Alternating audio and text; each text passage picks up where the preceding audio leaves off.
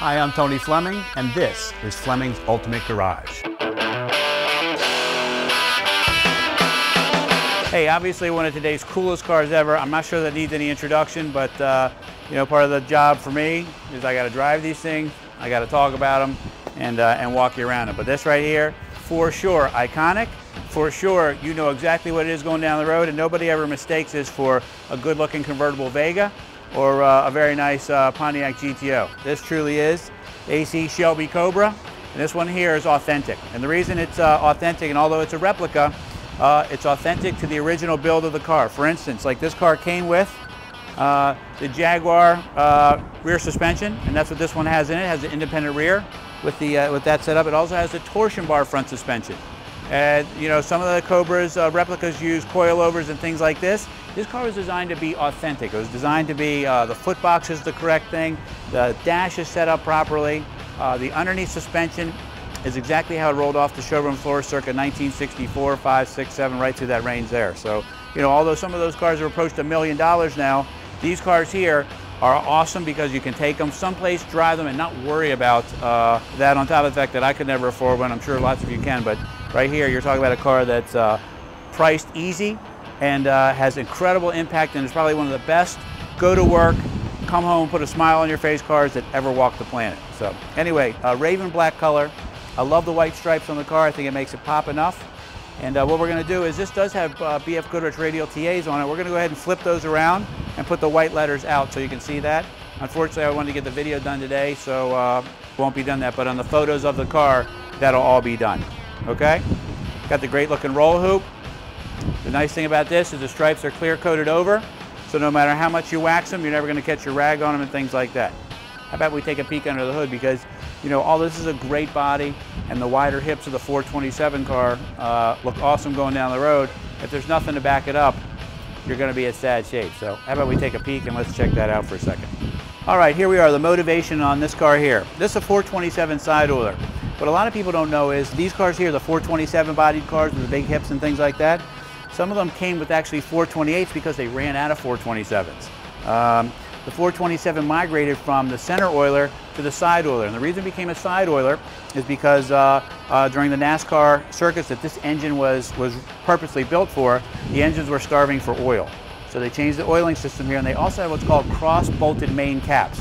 And that's how you can tell a side oiler real quick, is just by looking at the side of the bottom of the block. And those side caps actually hold the main bearing caps in that hold the crankshaft in place, because these were high RPM, heavy duty use engines, and these things are legendary for a reason. They were built well, and they've really held up really well. And on top of it, you know, those NASCARs were only allowed one 4-barrel, but this case here, not only did they shove the biggest V8 that they had available during the time into these tiny little British sports cars, they went ahead and topped them off with 2 nice Holley American 4-barrels, which, you know, just adds one more overkill to all that. But to back up some of that power, you need brakes and you need steering. So this has big, fat, heavy-duty 4-wheel disc brakes.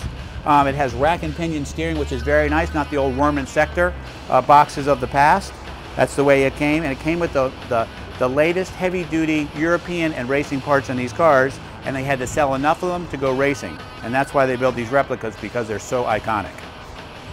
Awesomely detailed engine compartment. The side exhaust sounds well, and everything is so easy to get to, believe it or not. It's crazy that this big engine in this little tiny car is easier to get to than in a Mustang.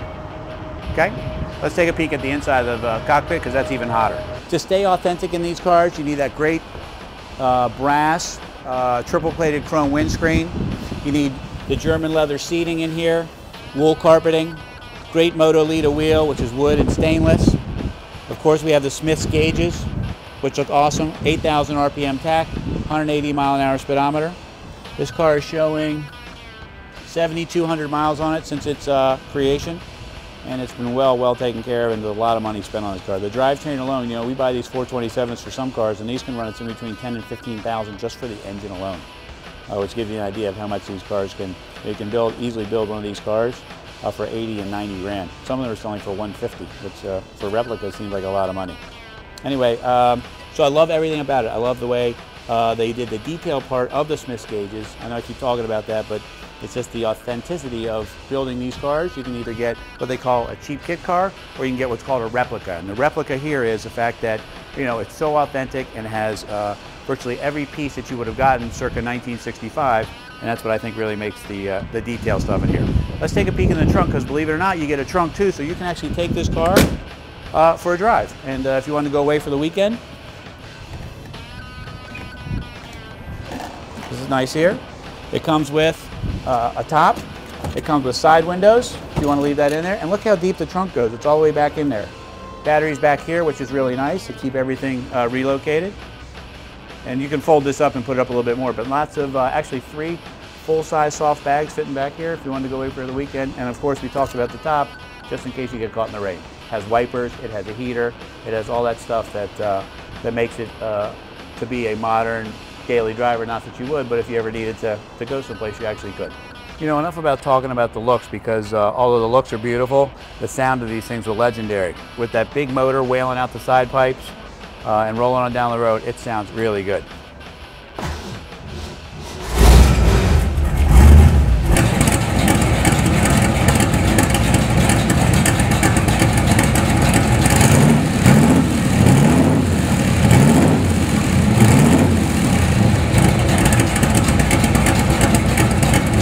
You know, in closing up this video, it's funny, everybody's gathered around this car because it's still iconic, and you know, the truth is, I don't know what else to say about it. You can look at it, you can hear it, and I think that's enough said for anybody who really likes cars. It's an awesome car. It's got the motor we talked about, it's got the big heavy duty top loader that we talked about, and the rear end to back it up. I should stop talking about it and just go for a drive. It's very, very cool. Anyway, call us 301-816-1000 and we'll tell you all about it.